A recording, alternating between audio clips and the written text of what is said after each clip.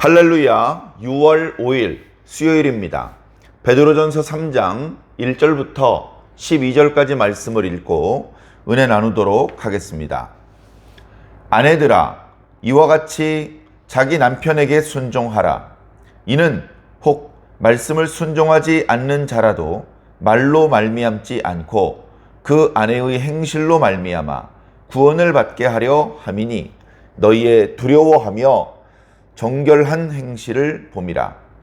너희의 단장은 머리를 꾸미고 금을 차고 아름다운 옷을 입는 외모로 하지 말고 오직 마음에 숨은 사람을 온유하고 안정한 심령에 썩지 아니할 것으로 하라. 이는 하나님 앞에 값진 것이니라.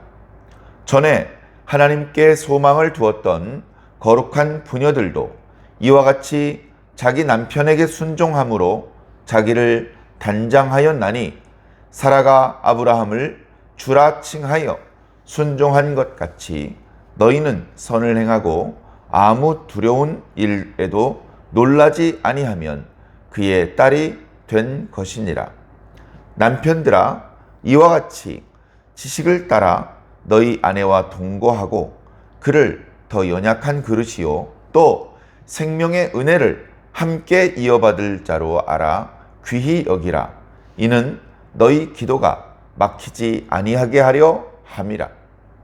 마지막으로 말하노니 너희가 다 마음을 같이하여 동정하며 형제를 사랑하며 불쌍히 여기며 겸손하며 악을 악으로 욕을 욕으로 갚지 말고 도리어 복을 빌라.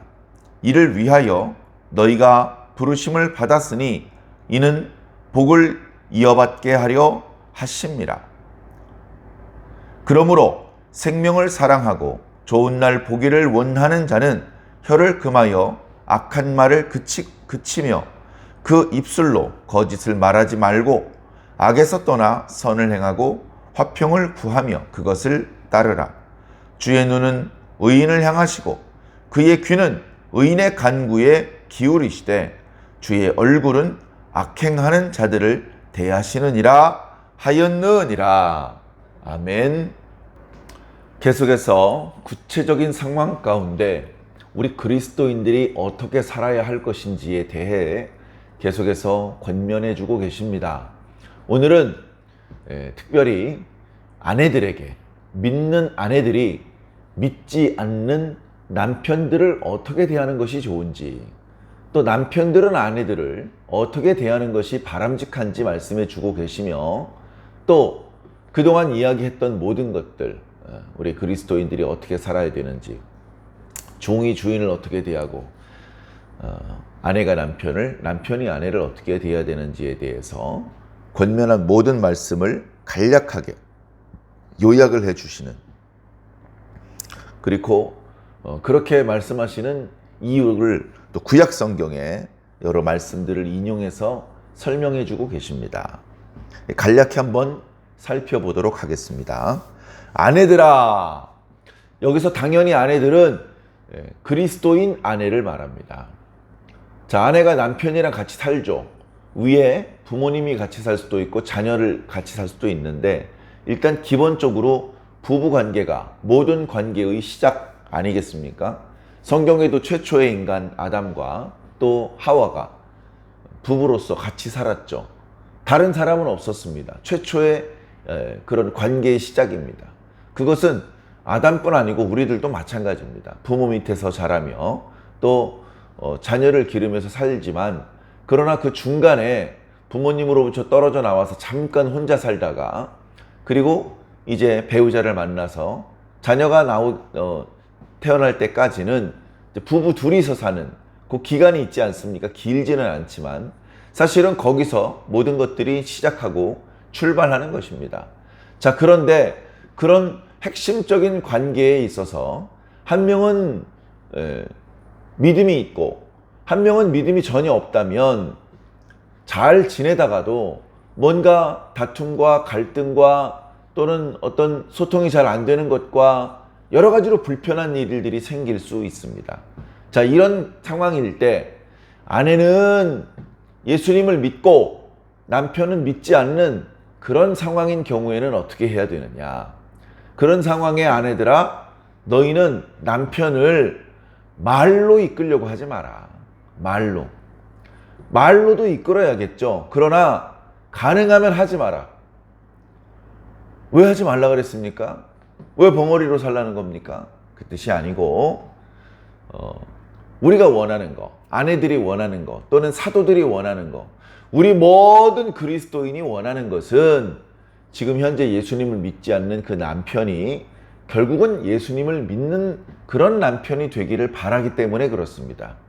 그런 최종적인 목표를 달성하기 위해서는 말로 권하는 것은 성공 가능성이 높지 않다.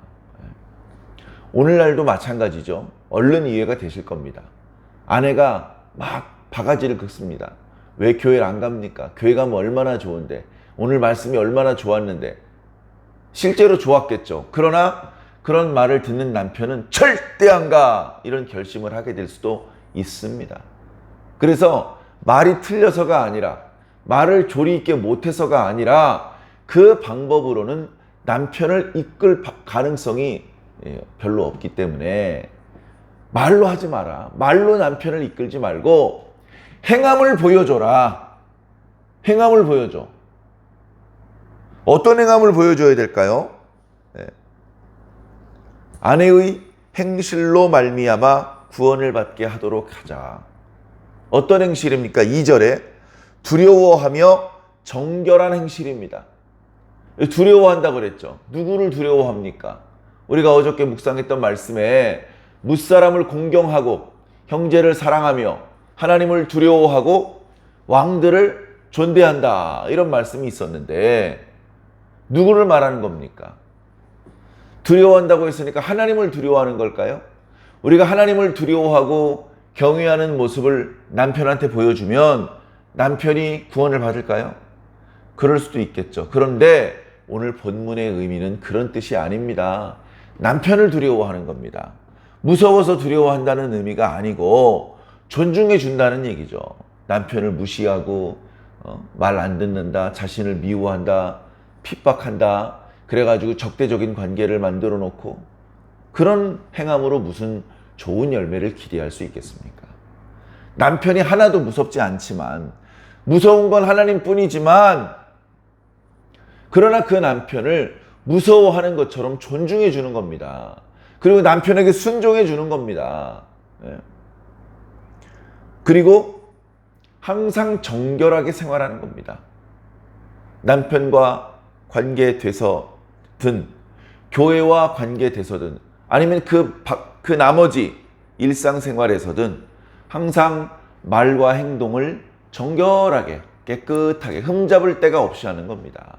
집안일도 잘하고 말도 이쁘게 하고 항상 단정하게 청소가 되어 있고, 남편이 얘기한 것들은 다 해놨고, 남편한테 소리 지르고 싸우고 덤벼드는 것이 아니라 잘 모르는 게 있으면 남편한테 물어보고 가르쳐달라고 하고, 또 자기 힘으로 안 되는 건 도와달라고 하고, 고맙다고 하고, 사랑한다고 하고, 잘 못한 부분은 미안하다고 하고, 그런 모습을 남편이 다 보고 있다.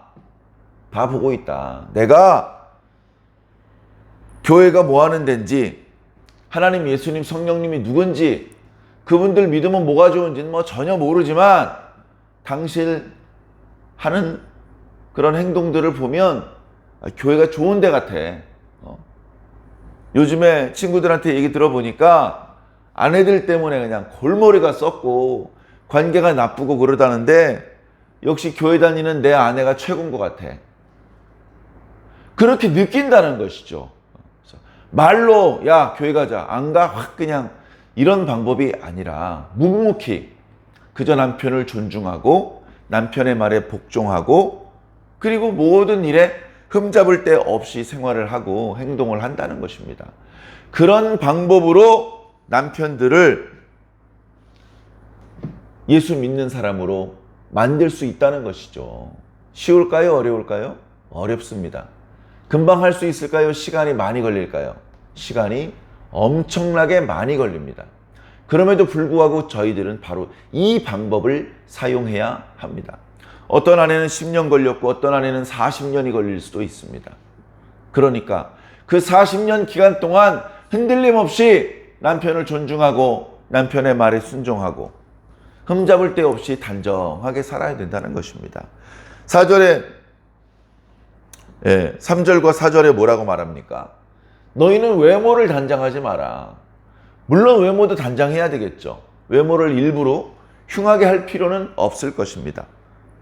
항상 일찍 일어나야 되고 세수하고 머리 감고 잘 빗고 잘 묶고 옷도 단정하게, 너무 허술하지도 너무 타이트하지도 또는 너무 화려하지도 너무 빈티나지도 않게 항상 적당하고 자기에게 맞는 단정한 옷을 입고, 너무 이렇게 금이나 또는 명품 옷이나 뭐 이렇게 액세서리로 자신을 단장하는 그런 쪽에 힘과 에너지를 쏟지 말고, 중요한 건 내면이다. 오직 마음, 그 속에 숨은 사람, 그것을 온유하고 안정한 심령에 썩지 아니할 것으로. 이것은 당연히 하나님의 말씀이고 성령님의 은혜입니다. 그런 것들로 네 내면을 단장해라. 내면이 보이나요? 안 보이나요? 내면은 얼른 보이진 않습니다. 그러나 결국은 보여요. 결국은 아내가 남편의 말에 순종을 했습니다. 남편이 내가 시킨 대로 잘했네, 고마워, 그럴까요? 그런 남편도 가끔 있겠죠. 그러나 대부분의 남편은 아내가 자신이 시키는 일을 땀을 흘려가면서 잘 수행을 해도 고맙다고 말하지 않습니다. 잘 표현하지 않아요. 그러면 남편 시키는 대로 다 했는데도 아무 소용이 없잖아? 나 이제 순종 안 해야지? 그러면 그 아내가 그날 순종했던 것은 진심이 아니었던 것이죠. 그 아내의 내면의 본래의 모습이 아니었던 겁니다. 남편이 인정해주고 칭찬해주고 고맙다고 말해주고 같이 교회 갑시다 하지 않더라도 아내는 계속해서 남편에게 복종하고 남편을 존중해주고 어디 하나 흠잡을 데가 없는 언행으로 살아주어야 되죠. 내면이 단장된 사람이기 때문에 그게 가능한 것입니다. 내면이 뒷받침되지 않으면 지속할 수 없는 것이죠. 지속적으로 그렇게 남편과의 관계를 이어나가야 되는 것입니다. 그리고 이것은 남편의 인정을 받고 남편이 전도가 되고 그것과 상관없이 하나님 앞에서 값진 것이다 라고 말씀해주고 있습니다. 그러면서 야, 아무도 그렇게 한 적 없지만 니들은 한번 그렇게 해봐 라고 말하는 게 아니고 이미 구약 성경에 나타나고 있는 여인들을 모범으로 설명하고 있습니다. 전에 하나님께 소망을 두었던 거룩한 부녀들도 이와 같이 자기 남편에게 순종함으로 자신을 단장했다. 명품 백으로 단장한 게 아니고 화장품으로 단장한 게 아니고 남편에게 순종함으로 자기를 단장했다는 겁니다. 이런 여인들 중에는 사라가 있고 리브가가 있고 라헬과 레아가 있는 것이죠. 그 중에 사라는 자기 남편 아브라함을 주라고 칭했다. 언제 그랬습니까? 구약 성경에 그런 말씀이 있어요. 사라가 자기 남편을 내 주인이라고 표현하는 말씀이 있습니다. 18장에 나옵니다. 그래서 그렇게 하면서 선을 행하고 너희들이 그런 신앙 안에서 남편에게 순종함으로 자기를 단장했던 거룩한 부녀들을 본받아서 그렇게 산다면 그런 식으로 너희들도 지속적으로 선을 행하고 무슨 두려운 일을 만나도 놀라지 않는다면 너희들이 다 그의 딸이 된 것이다. 사라의 딸, 리브가의 딸이 된 것이다. 물론 사라도요, 몇 번 막 역정을 내고 화낸 순간이 있었어요. 그것은 자기 자신을 위한 것이 아니라 자기 아들 이삭을 위해서 그렇게 한 적이 한두 번 있었습니다만, 그러나 어찌되었건 사라의 일평생에 정말로 남편을 존중해주고 남편의 말에 순종하는 그런 모습을 보였습니다. 리브가 마찬가지고요. 레아 마찬가지입니다. 라헬도 자녀를 낳지 못하기 때문에 한두 번 남편에게 투정을 부렸지만 이내 복종하는 모습으로 돌아왔습니다. 이런 모습이 아름답죠. 그러니까 목사님도 남자니까 그 아내들 남편에게 복종하라고 오르시네. 오늘따라 그 대목을 강조하시고 길게 말씀하시는구만. 이렇게 생각하지 마시고 좋게 생각해 주십시오. 남편들을 위해서 이렇게 하는 것이 아니고 아내들 본인들을 위하는 일이기도 한 것이기 때문에 그렇습니다. 자, 7절에는 남편도 아내들을 어떻게 대할 것인지에 대해서 말씀하고 있습니다. 자, 당시 상황이 남편이 믿으면 아내가 안 믿는 그런 경우는 거의 없었던 것 같습니다. 지금도 아내는 믿지 않고 남편만 믿는 가정은 흔하지 않습니다. 보통 남편이 믿으면 아내도 믿죠. 그러나 아내가 신앙이 있는데 남편이 신앙이 없는 경우는 오늘날에도 많이 있습니다. 그래서 이렇게 조금 길게 설명했음을 이해해 주시기 바랍니다.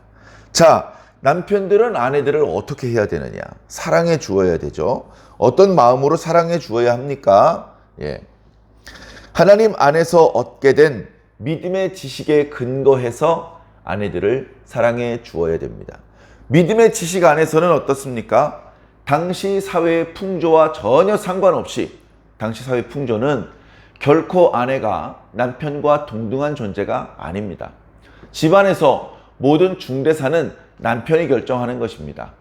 만약에 아내가 남편에게 가르치려 들려고 집안을 이끌려 들면 집안에 큰 혼란이 생긴 것으로 간주하고 아내가 엄청난 사회적인 처벌을 받게 됩니다.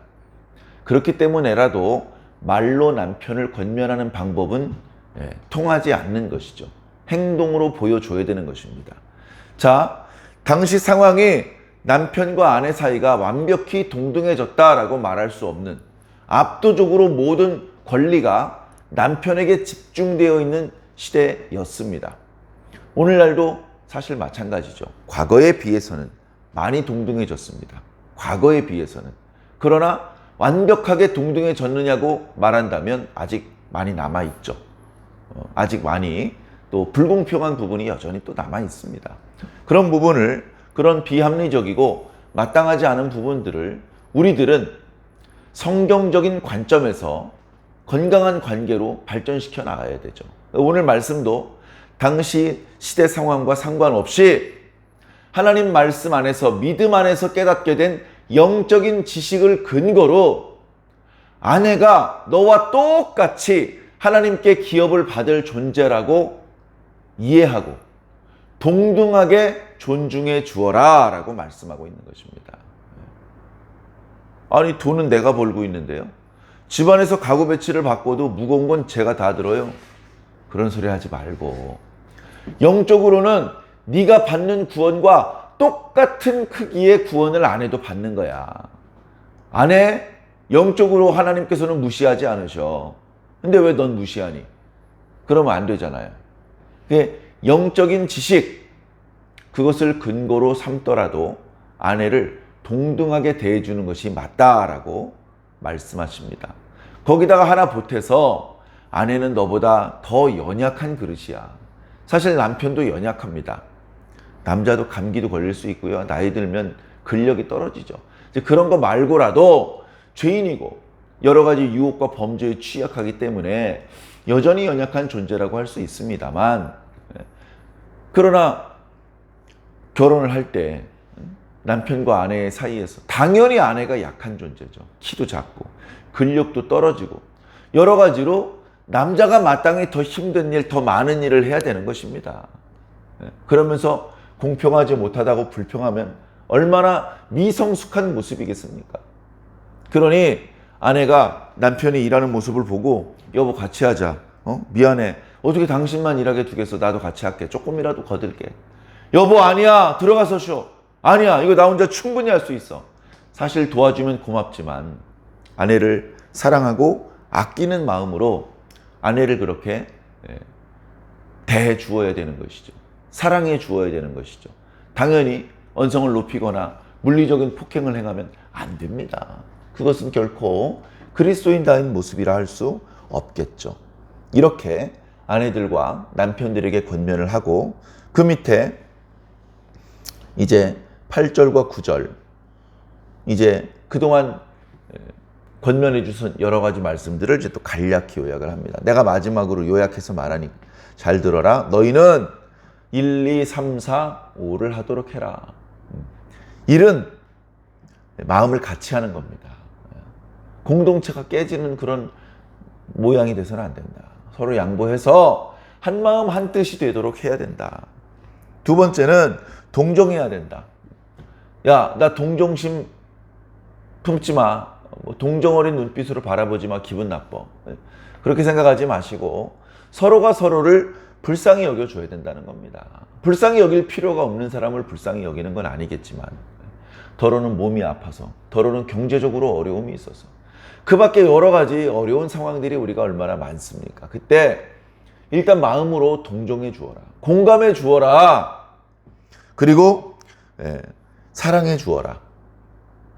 그리고 아까 동정해 주어라와 비슷하게 불쌍히 여겨 주어라.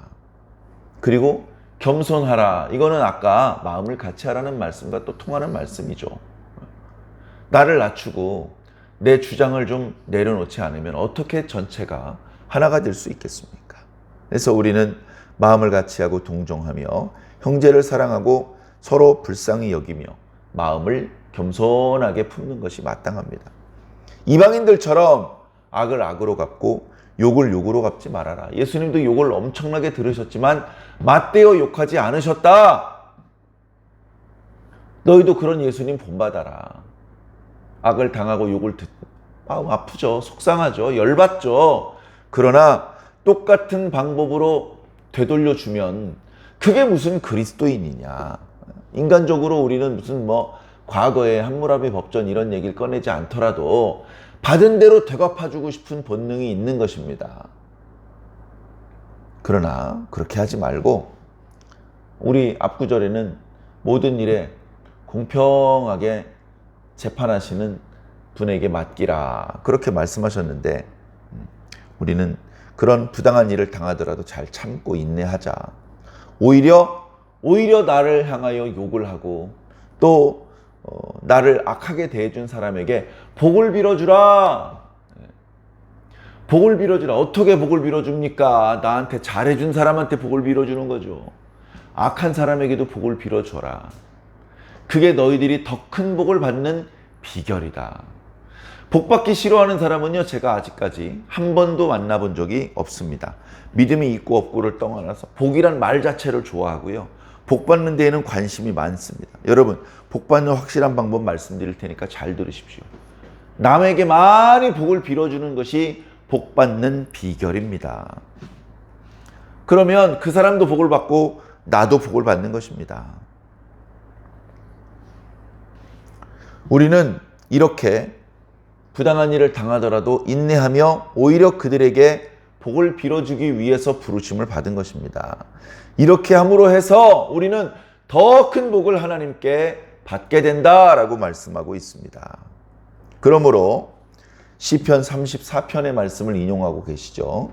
생명을 사랑하고 좋은 날 보기를 원하는 자들은 바로 저와 여러분 아니겠습니까? 혀를 금하여 악한 말을 그치고 입술로 거짓을 말하지 말아라. 입단속부터 잘 해야 된다는 것입니다. 그 다음에 악에서 떠나 선을 행하고 칭찬을 받든 그렇지 않든 흔들림 없이 지속적으로 선을 행하라 그렇게 말씀하고 있죠. 그리고 화평을 구하고 그것을 따르라. 주의 눈은 의인을 향하시고 주의 귀는 의인의 간구를 들어주신다. 그러나 주님의 얼굴은 악인을 향하시느니라. 악인들이 죄 짓는 거 다 보고 계시고 진노하고 계시고 반드시 벌을 주실 것이다. 우리가 부당한 일을 당하여도 인내하고 계속해서 선을 행하며 주인들에게 남편들에게 아내들에게 대하는 모든 모습들을 주님께서 보실 것이다. 우리가 선을 행해도 인정받지 못해서 힘들 때도 있겠지만 우리가 하나님 앞에 기도드릴 때 그 기도를 다 듣고 계시기 때문에 너무 외로워하거나 힘들어할 필요가 없다. 세상에서 받지 못하는 보상 하나님께서 100배, 1000배, 10,000배로 갚아주실 것이니 두려워하지 말고 힘들어하지 말고 잘 인내하면서 이 땅에 있는 동안에 주님을 본받아 계속해서 착하고 아름다운 모습으로 살아라. 그렇게 권면하고 있습니다. 바로 오늘 저와 여러분에게 주시는 권면이니 이 말씀의 의미를 잘 새기면서 오늘 하루도 이 말씀대로 살아주시기를 주님 이름으로 간절히 축원합니다. 아멘.